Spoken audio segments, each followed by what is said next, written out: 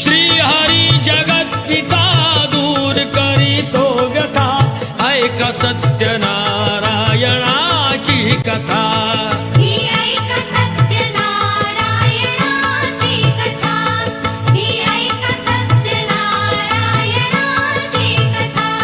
मुकुराजा होता महाथोर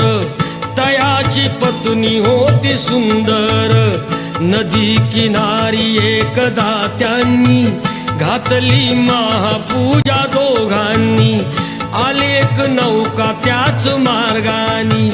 नाव भरलेली पूर्ण द्रव्यानी होती व्यापारी साधू बाण्याची रीत पाहण्यास आला पूजनाची उल्का मुकुत्यास